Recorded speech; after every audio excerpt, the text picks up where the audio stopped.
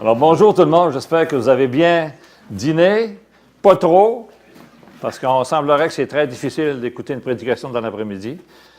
Denis m'a bien averti, si je dormais, j'avais le droit d'aller, s'il dormait, j'avais le droit d'aller le réveiller. Fait que, et déjà, mon verset, c'est « Réveille-toi, toi qui dors d'entre les morts, et Christ te réveillera. » OK, donc on continue ce que nous avons commencé ce matin, donc dans 1 Jean, chapitre 1. Chapitre 2, pardon, 7 à 13, je pense.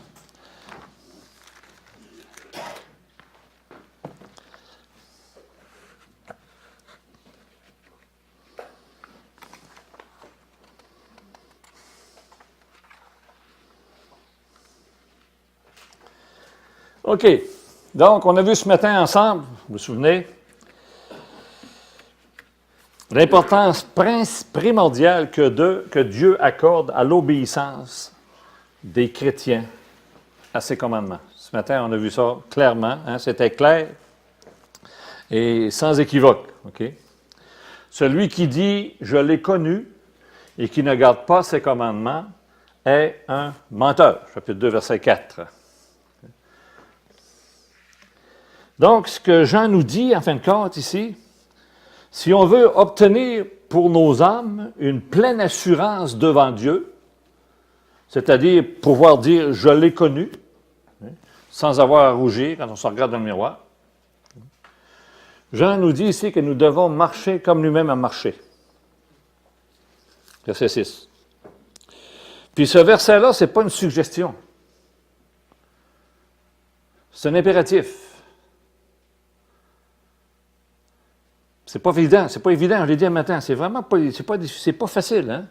Mais on doit bien comprendre ici que l'obéissance chez nous, donc notre marche chrétienne pour nous, OK, ne sera pas manifestée de manière parfaite. C'est impossible.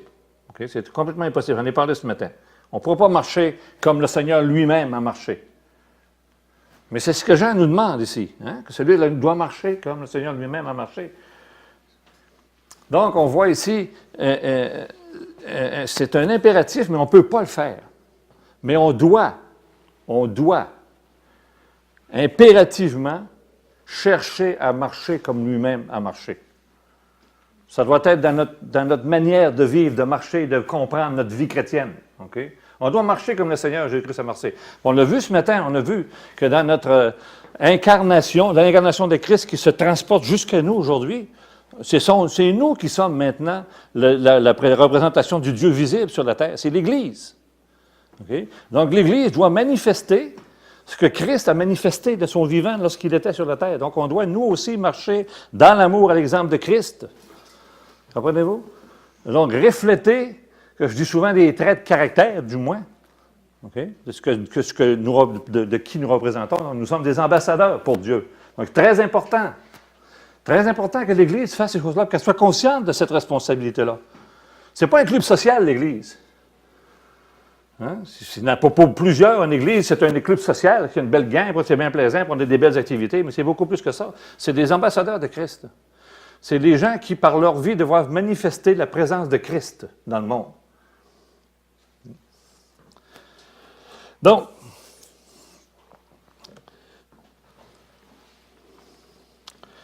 celui qui dit le connaître et demeurer en lui, okay, doit désirer l'obéissance dans sa vie.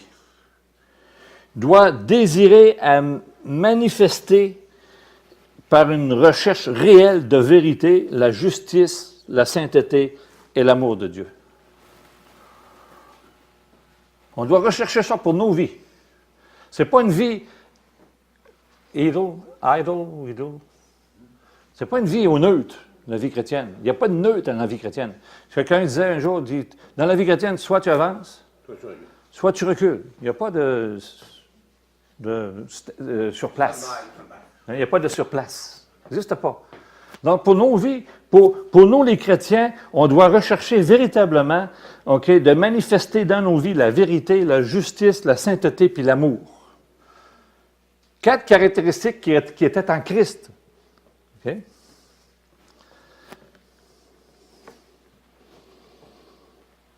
Ces 4 caractéristiques-là dans lesquelles Christ a marché ici-bas et pour lesquelles Paul, dans son épître aux Philippiens, on l'a dit, ce matin à midi, Jocelyne, on en a parlé à midi, que Paul courait pour attraper ces choses-là, ces buts-là, pour atteindre ces choses-là. Paul courait en oubliant ce qui est en arrière. Et Paul, il disait, c'est encourageant, il dit, gars, fais-toi-en pas, je n'ai pas atteint le but, moi non plus, mais je cours pour l'atteindre. On l'a vu ce matin. Je cours pour l'atteindre, afin d'être trouvé en Christ aussi.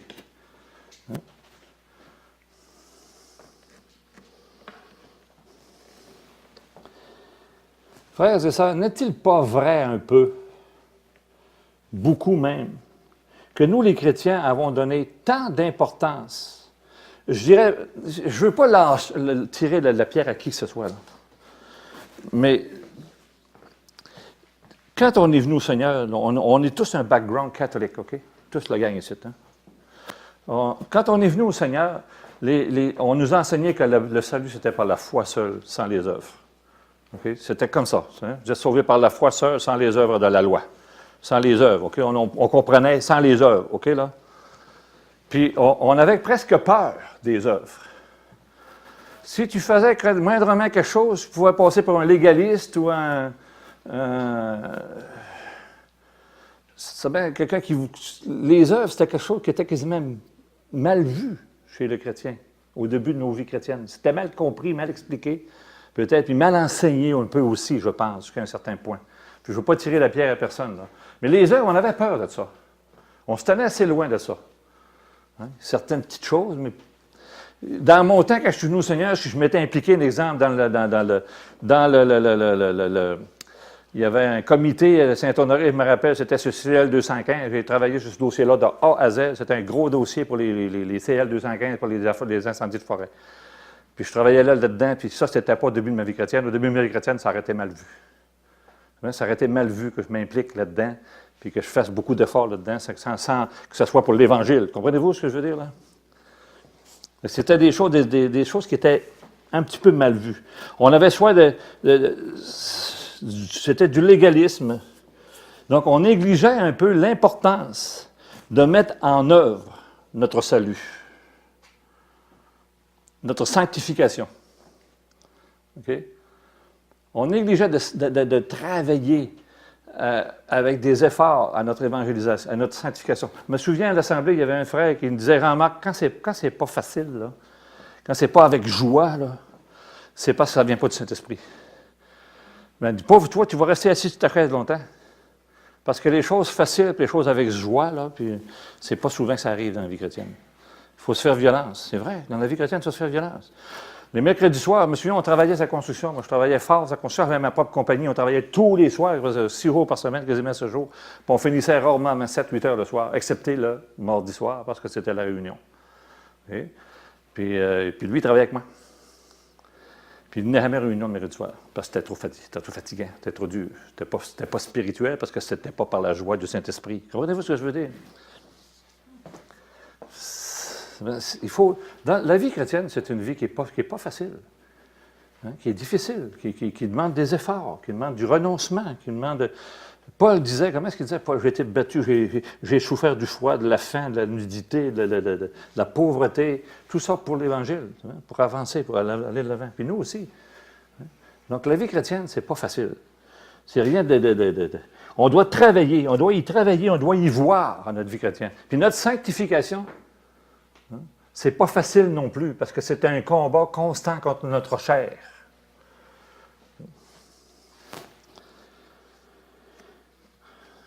Pourtant, les apôtres, le Seigneur Jésus-Christ lui-même nous souligne clairement l'importance, à travers toutes les Écritures, à travers les évangiles, de ce point-là.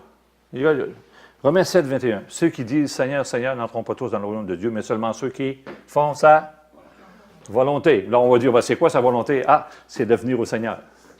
C'est beaucoup plus que ça. On vient de le voir dans Jean. Là. Obéissez à mes commandements. Aimez-vous les uns les autres. Aimez Dieu de tout votre cœur, votre pensée, etc. Ça, c'est beaucoup de choses.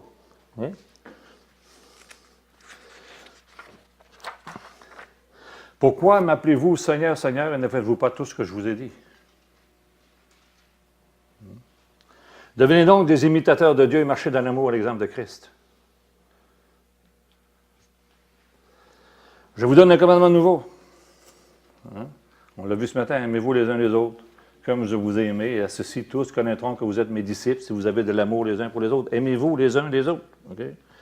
Mettez la parole de Dieu en pratique et ne vous bornez pas à l'écouter. Frères et sœurs, ce que j'ai dit ce matin, puis ce que je viens de vous dire encore une fois, ça n'a pas pour but de décourager personne. Ce n'est pas la question de se décourager là-dedans, c'est absolument pas. Okay? Ce n'est pas qu'on puisse se sentir coupable ou encore honteux là, devant Dieu, là. Mais le but de nous faire comprendre que la vie chrétienne, c'est l'obéissance. Il n'y a pas d'option. C'est la seule option pour le chrétien. C'est l'obéissance. Il n'y en a pas d'autre. Je vous l'ai dit au début, le Seigneur, il veut tout notre être. Puis quand je dis tout, là, c'est pas rien qu'une partie. Là. C'est tout notre être. Le gros problème avec nous autres, les chrétiens, même les chrétiens nés de nouveau, là, c'est qu'on en donne au Seigneur, mais on en garde une grosse partie. Puis tout à travers notre vie, le Seigneur est toujours en train de nous demander, de moins en plus, je veux tout de toi. Tout. Tes pensées, tes sentiments, tes désirs, tes aspirations, je les veux toutes. Le Seigneur, il ne se contentera pas de moins que ça. Je ne sais pas si on comprend ça. Hein? Le péché il est rentré dans le monde, là, puis le péché est rentré dans le monde, il a pris la place de Dieu dans nos cœurs. Puis le Seigneur, il est en train de reprendre ces choses-là. Il reprend parcelle par parcelle. Il veut tout de nous autres. Puis nous autres, on en donne au compte-gouttes. Puis des fois, on en reprend. On donne au compte-gouttes. Souvenez-vous, Seigneur, là, le chrétien, la vie chrétienne, c'est pas rien de venir au monde, de naître de nouveau puis d'aller au ciel. C'est rien que le début, ça. Hein? Ça, c'est naître, c'est venir au monde comme chrétien. Tout le reste, là, c'est ça. Seigneur, nous travaille maintenant, je veux tout de toi. Tout. Au complet.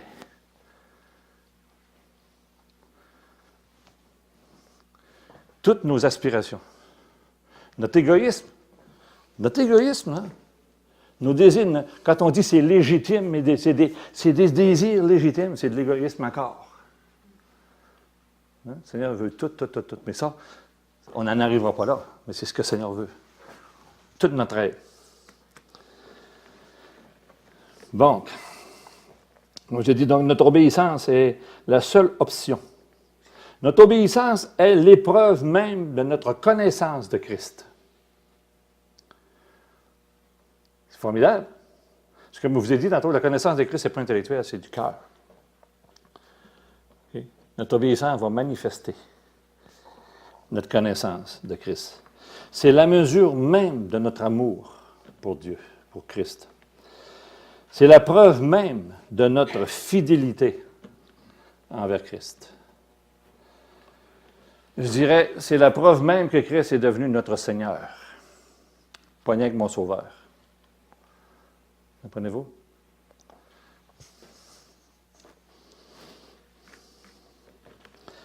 Et en fait, frères et sœurs, la foi et l'obéissance sont comme les deux jambes qui nous permettent d'avancer.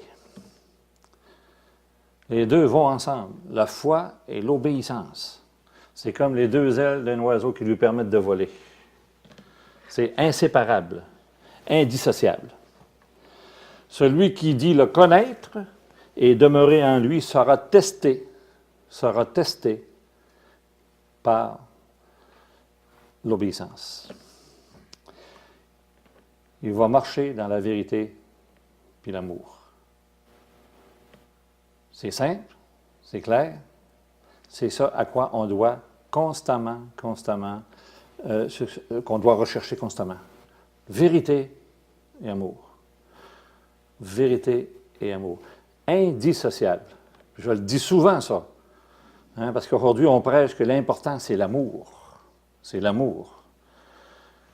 La vérité sans amour, c'est de la faiblesse. Vous savez ça, hein? Vous êtes d'accord avec ça? La vérité sans amour, c'est de la faiblesse.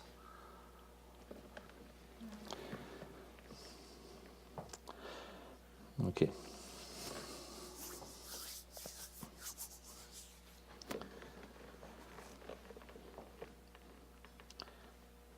Versets 7 à 12. Bien-aimés, ce n'est pas un commandement nouveau que je vous écris, mais un commandement ancien que vous avez eu dès le commencement. Ce commandement ancien, c'est la parole que vous avez entendue. Toutefois, c'est un commandement nouveau que je vous écris qui est vrai en vous et en lui. Car les ténèbres se dissipent et la lumière véritable paraît déjà. Celui qui prétend être dans la lumière et qui est son frère est encore dans les ténèbres. Celui qui aime son frère demeure dans la lumière et aucune occasion de chute n'est en lui. Mais celui qui est son frère est dans les ténèbres, il marche dans les ténèbres et il ne sait où il va parce que les ténèbres ont aveuglé ses yeux.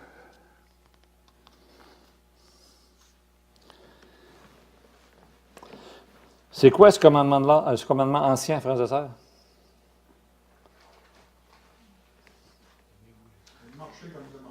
C'est l'amour. C'est aimez-vous.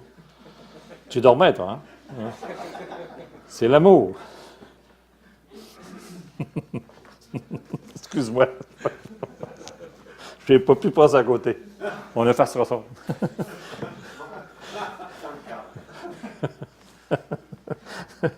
Le commandement ancien, c'est l'amour. C'est l'amour. Okay. Dans notre texte, bien sûr, c'est l'amour entre les frères et les sœurs, ici. L'amour entre les frères et les sœurs. C'est le fun parce que là, il parle. Là, on rentre dans une intimité familiale d'église locale, d'église. Hein? L'amour, c'est l'amour entre frères et sœurs dans une église. C'est tellement important, là. Où est-ce qu'il n'y a pas d'amour, ça va virer en dissolution. Ça va virer en chicane, ça va virer en séparation, en schisme. L'amour est tellement important dans une église, là, ça n'a pas de bon sens. C'est le point principal, si les frères et les sœurs s'aiment. Parce que si les frères et les sœurs s'aiment, ils vont faire quoi? Ils vont exercer un ministère envers leurs frères et leurs sœurs. Comprenez-vous? C'est tellement important, frères et sœurs, ce que je vous dis là. C'est pas aux anciens ou aux pasteurs ou quoi que ce soit, ou aux groupes ou aux responsables locaux de prendre toute la charge des problèmes de l'Église puis de partir avec ça dans une petite réunion puis régler tout ça. Ça serait entre frères et sœurs dans l'amour. Comprenez-vous ce que je veux dire? De se soutenir les uns les autres, de s'aider les uns les autres, de prier les uns pour les autres, de se pardonner les uns aux autres, de s'entraider les uns les autres, de relever celui qui est tombé avec amour, avec discernement, sans que ce soit quelque chose de si extraordinaire que ça. C'est la vie d'une église ordinaire. C'est la vie d'une église qui s'aime. Puis les choses s'arrêtent comme ça, tranquillement, pas vite. Tranquillement, puis ça grandit, puis c'est de l'amour qui grandit, ça se fortifie. C'est la vie intime des frères et des sœurs. Je déteste ça. J'ai dit une fois à un frère, il vient me voir, va donc le voir, puis va donc lui dire. C'est pas à moi à lui dire, c'est à toi à lui dire. Va régler ton problème avec lui. C'est vrai? Régler, assis-toi, cause avec. Moi, non, je n'irai pas. Tu viens me voir? Non, au moment de mon repas, je n'irai pas, c'est à toi d'y aller. Quand il a fini par comprendre, il est allé. C'est réglé. Il n'a pas dérangé les anciens, pas dérangé personne. Puis ça s'est réglé bien plus facilement. C'est vrai?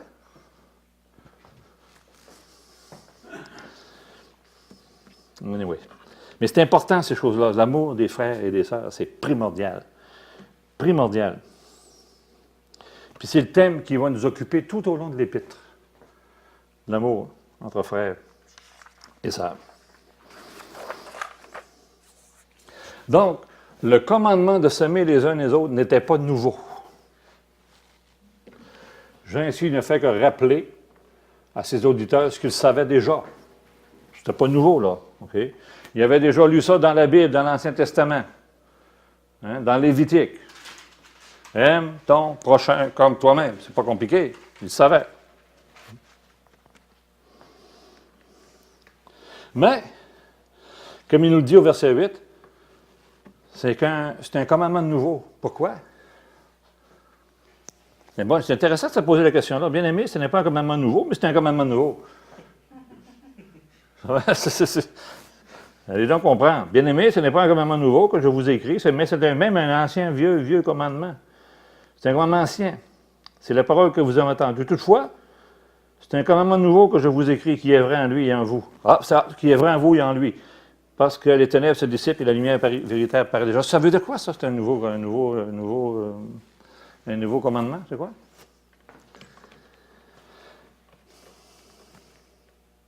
Et juste à vous la parole. Peut-être nouveau dans le sens que, étant donné que maintenant on est enfant de Dieu, ça prend un nouveau sens dans notre vie, c'est plus réel. Oui, c'est sur la bonne piste. Tu regardes? C'est très correct. Oui. C'est une nouvelle application plus poussée. C'est une nouvelle application plus poussée. Comme? De quelque chose qui était déjà là, mais qui va plus loin. Oui, c'est super. Oui. Donner comme Jésus a aimé en Jean 13. Ouais. Ouais. Jamais l'amour n'avait été manifesté comme le Seigneur Jésus-Christ l'a manifesté. Puis on est appelé, pas rien qu'à aimer nos amis, et à aimer nos amis, puis à haïr nos frères, nos ennemis, mais à aimer nos amis, puis nos ennemis.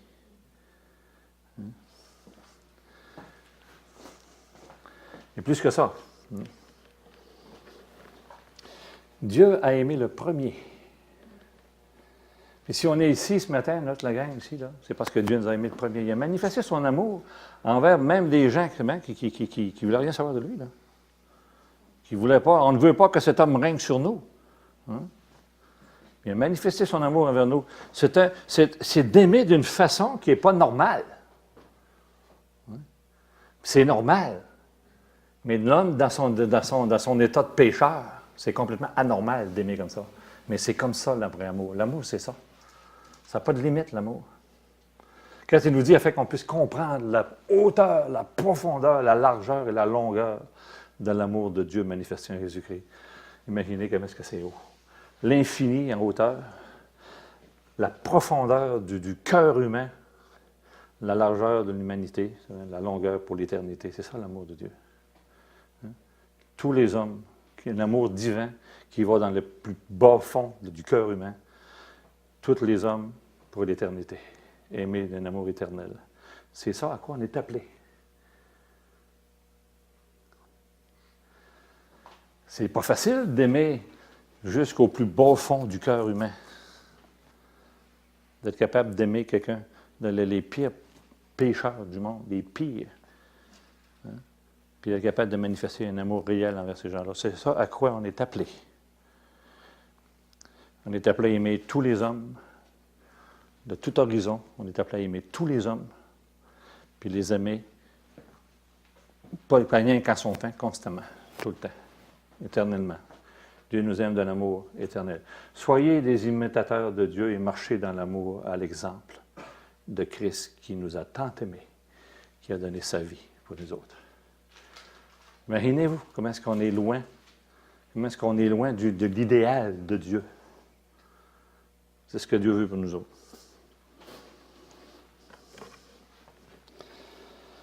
En Christ, on a la manifestation de l'amour de Dieu par excellence.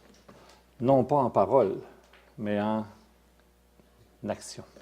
Voyez-vous? Non pas en parole seulement, mais en action. Un amour agissant. Gardez ça dans votre tête, mes frères, mes sœurs, là. Dans l'Église, gardez ça. On a tellement besoin de ça, ce rang d'amour-là. Là. Tellement besoin. Là. L'Église, les Églises se meurent d'amour, je vous le dis.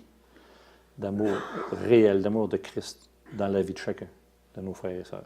De les aimer. On doit les aimer comme Christ nous a aimés. S'il y a un frère qui tombe, une sœur qui tombe, j'espère que vous avez assez d'amour pour aller les voir, les encourager, les aider à se relever. Pas les juger avec un coup de Bible en arrière de la tête.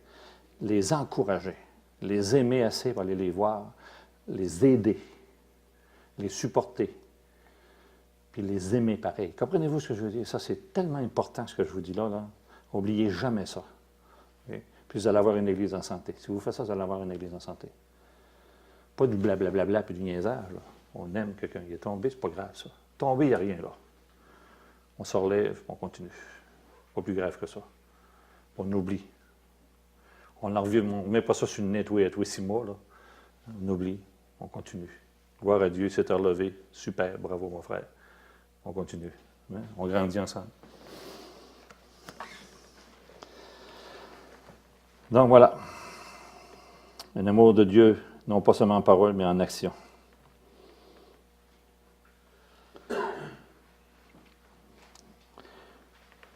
Les auditeurs de Jean savaient probablement tout cela. Jésus leur avait dit, avant lui, avant Jean, il avait entendu parler de ces choses-là. Ils connaissaient ça. Mais Jean ici, leur rappelle quand même une grande vérité. Le véritable amour, frères et sœurs, est agissant. On ne s'en sauve pas. Okay? On voit dans Jacques quand il dit à son frère qui crève de faim, qui n'a plus rien à manger. Ah, c'est pas grave, mon amour. Que Dieu te bénisse, ça va bien aller, puis c'est ça. Puis let's go, lâche pas. On t'encourage, ça va bien aller. Au lieu de se mettre de le nourrir et d'en prendre soin. Hein? Ah, je t'aime, c'est pas grave, on t'aime, puis que le Seigneur te bénisse. Hein? Ou on dit souvent à quelqu'un, il nous dit, partage quelque chose. Ah, je m'en vais prier pour toi ce soir. Hein? Je m'en vais prier pour toi. C'est pas ça qu'il veut. Il ne veut pas que tu pries pour lui, il a besoin d'aide. Il a besoin que tu t'assoies à côté de lui, là, puis qu'on en parle. Puis qu'est-ce que je peux faire pour toi vraiment d'utile, qui peut vraiment t'aider? C'est ça qu'il veut. Pas ça que tu iras prier après ça. Comprenez-vous ce que je veux dire? L'amour, c'est agissant, c'est vrai. Pas en parole seulement, c'est en action.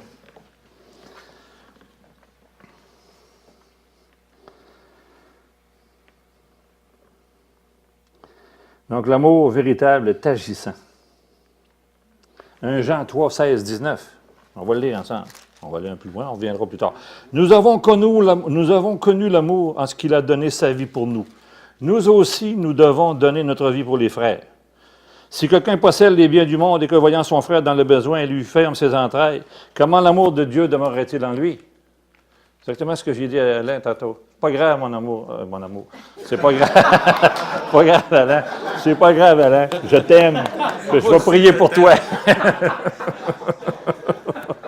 Je te fasse ça aussi, Alain.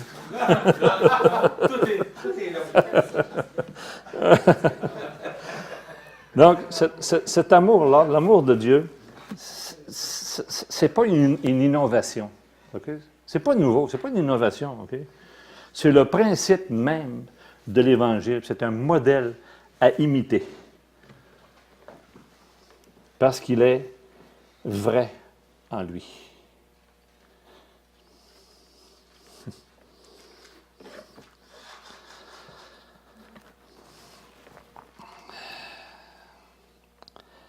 Verset 8. Toutefois, c'est un commandement nouveau que je vous écris qui est vrai en lui et en vous. C'est pas formidable, ça, de savoir que cette vérité-là est vraie en lui et en nous. Que ça veut dire que c'est possible, nous aussi. C'est à notre portée, nous aussi, de le faire. On peut aimer comme Christ a aimé.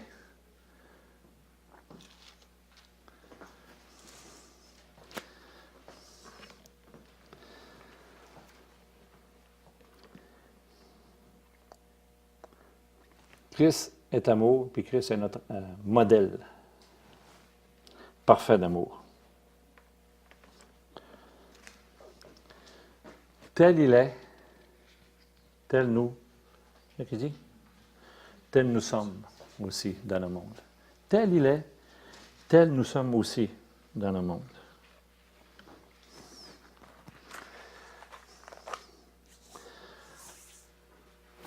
Au moment de notre salut, le Saint-Esprit élit domicile dans nos vies pour y construire et y produire ses fruits, dont l'amour divin dans nos cœurs.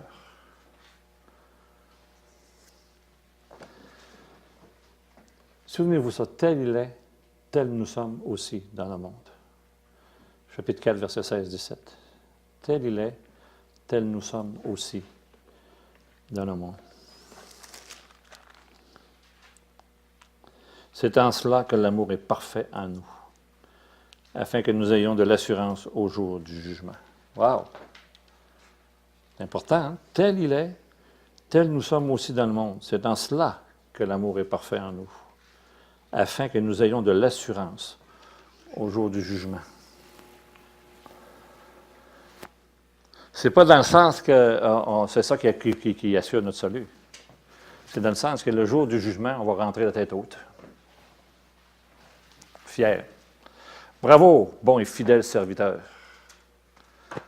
On va entendre ça du Seigneur. Voyez-vous, c'est ça. Dans ce sens-là, c'est pas pour notre salut. C'est pas. Jacques dit la même chose, notre entrée va être pleinement garantie. Verset 8. Toutefois, c'est un commandement nouveau que je vous écris, qui est vrai en lui et en vous, car les ténèbres se dissipent et la lumière véritable paraît déjà.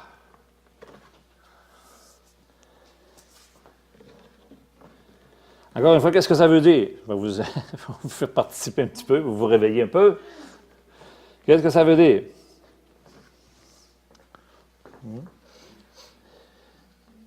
Toutefois, c'est un commandement nouveau que je vous écris, qui est vrai en lui et en vous, car les ténèbres se dissipent et la lumière véritable paraît déjà. Oui? Non? Pas facile non plus, hein?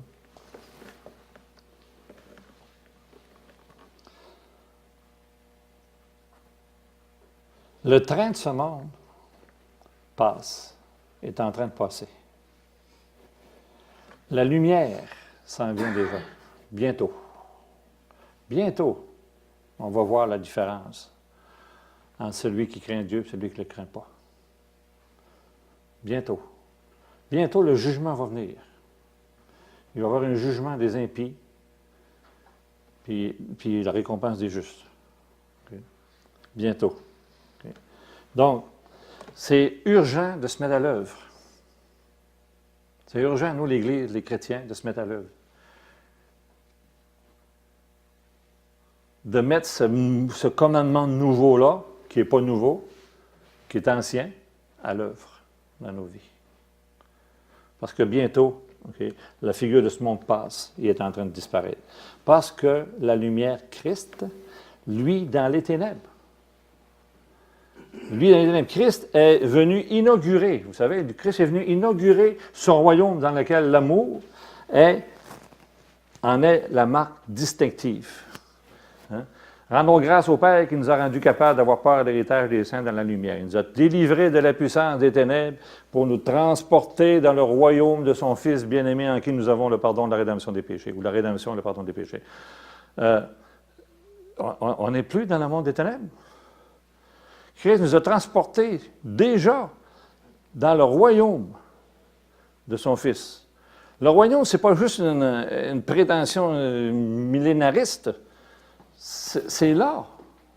Le royaume de Dieu est là. On est déjà participants de ça. Ici, sur la terre. On est les représentants du royaume. Puis bientôt, Christ, il va venir prendre possession du royaume. Hein? Mais nous, on est ici, on est ses ambassadeurs. Hein? On doit, nous, manifester ces traits-là. Les 4 qu'on a dit tantôt, la vérité, l'amour, la justice, je ne me souviens plus par cœur. On doit manifester ces traits de caractère-là dans nos vies. C'est important, il faut le mettre tout de suite à l'œuvre, tout de suite. Okay? Donc, on est des résidents du royaume, noblesse oblige. On est des ambassadeurs, bien, ambassadons.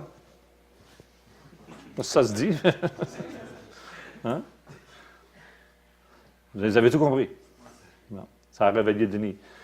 Okay. On doit se mettre à l'œuvre comme chrétien. Donc, avec la venue de Christ dans le monde, frères et sœurs, la lumière véritable s'est mise à luire dans le cœur des chrétiens. Comprenez-vous? Dans tous les cœurs des croyants, qu'ils soient anciens ou nouveaux, tous les croyants ont l'amour de Dieu dans leur cœur.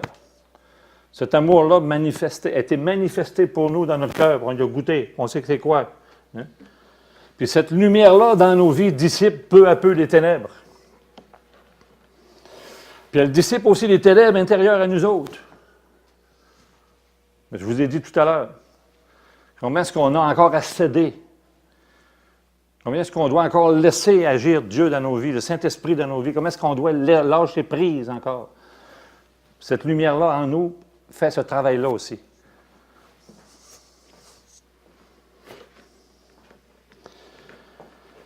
Ouais. On doit le démontrer en montrant que nous, on est une nouvelle création. Les choses anciennes sont passées, voici, toutes choses sont devenues nouvelles. Voyez-vous? On est une nouvelle création. Toutes choses sont devenues nouvelles, mais ce n'est pas vrai, hein? C'est un beau principe. C'est vrai, puis c'est pas vrai. Dire que c'est comme ancien puis un nouveau, mais vrai, pas vrai. Hein? C'est qu'on doit, c'est ça qu'on est. On est une nouvelle création. Toutes choses sont devenues nouvelles, mais on doit le manifester. On ne le manifeste pas toujours.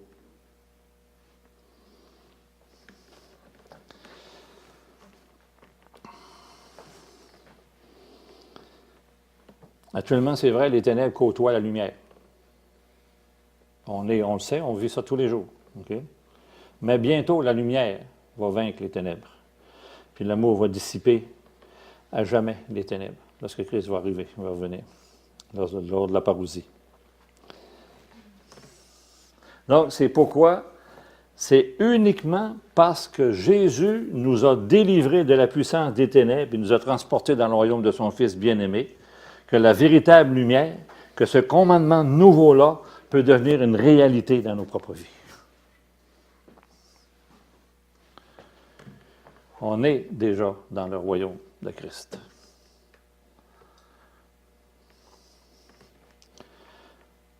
Ça, c'est notre réalité spirituelle, frères et sœurs. C'est vraiment notre réalité spirituelle. Tel il est, tel nous sommes. Vous serez saints car je suis saint. Le verset 9, on trouve le test. Celui qui prétend être dans la lumière. Ah, ça, il revient. Celui qui prétend être dans la lumière et qui est son frère est encore dans les ténèbres. Voyez-vous, mais c'est impliquant. C'est assez impliquant, ces passages-là. Okay.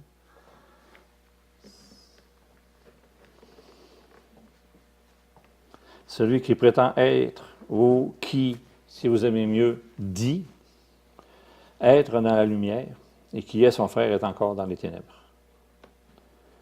La personne supposée ici, okay, affirme être toute environnée de lumière. C'est ça qu'il dit. Hein? Celui qui prétend être dans la lumière. Donc, la personne, il prétend, je suis dans la lumière. Moi, je suis un bon chrétien, moi. Regardez-moi, je suis dans la lumière, regardez-moi marcher. Je suis dans la lumière, mais dans ton cœur, il dit, tu es ton frère. C'est un menteur, imaginez-vous. C'est facile de prétendre être dans la lumière. C'est vrai, c'est facile de prétendre être dans la lumière. Il y a plein de gens qui prétendent être dans la lumière. Hein? On ne voit pas les cœurs, mais Dieu les voit, lui. Et selon cette personne-là, là, aucune partie de son être est dans les ténèbres. Je suis dans la lumière. Mais pourtant, elle est son frère. Il y a un gros hic, hein? Elle est son frère. Le verset qui suit nous démontre clairement que cette personne-là se trompe. Bien raide. La lumière qui est en fait le Christ, donc l'amour, n'a rien à voir ou à peu près rien de commun avec la haine. Les deux ne peuvent pas coexister. Tout comme Jacques nous dit que l'eau pure ne peut pas produire de l'eau salée, ou qu'un arbre, un pommier ne peut pas produire une orange. C'est la même chose. Okay? L'amour ne peut pas côtoyer la haine, ne peut pas coexister avec la haine. S'il y a de la haine dans votre cœur, mettez ça devant le Seigneur. Parce que c'est pas normal. On ne peut pas. comment Jacques dit, j'aime bien la manière que Jacques dit dans le chapitre 3, à la fin du chapitre 3, si je me rappelle bien, j'essaie de trouver un peu. À la fin du chapitre 5, pardon. Non, pas du tout. Le chapitre 3, j'avais raison. De l'eau salée ne peut pas non plus produire de l'eau douce. Dans ce sens-là, ça veut dire c'est que de la même source, comprenez-vous? C'est ça qui m'intrigue. Hein? C'est de la même source. Il ne peut pas sortir de l'eau salée puis de l'eau douce. Fait que de nos cœurs, de la lumière, si on se dit dans la lumière, on est dans la lumière, il ne peut pas sortir de la haine puis de l'amour de la même source. C'est impossible. Soit tu aimes, soit tu haïs. Tu ne peux pas être les deux. Comprenez-vous? Tu ne peux pas prétendre être dans la lumière puis que cette lumière-là peut se produire de la haine. Ça ne se peut pas. Ça ne se peut tout simplement pas. C'est-à-dire que si tu hais, tu n'es pas dans la lumière, c'est tout. C'est ça qu'il est en train de te dire. Si tu hais, tu n'es pas dans la lumière. Confesse ça, règle ça rapidement, parce que tu n'es pas dans la lumière. Tu ne peux pas. Ce n'est pas la lumière qui produit ça. Là. Donc, Jean ici nous place au pied du mur. Aimer ou haïr. Il n'y a pas d'autre alternative. On peut bien dire qu'il y a plusieurs nuances de gris entre la haine et l'amour. On peut s'en sortir un petit peu avec ça. Hein? Mais c'est pas vrai, il n'y en a pas. Prétendre aimer Dieu et dire en même temps, en parlant d'une sœur ou d'un frère, qu'il m'est totalement indifférent, antipathique, qu'il me tombe sur les nerfs, que je ne peux pas le sentir. C'est pour un chrétien une incohérence totale. C'est fou, hein? Je vais devoir d'arrêter ici parce qu'il me resterait encore une grosse demi-heure facile. On reprendra à partir d'ici, si vous voulez, la prochaine fois.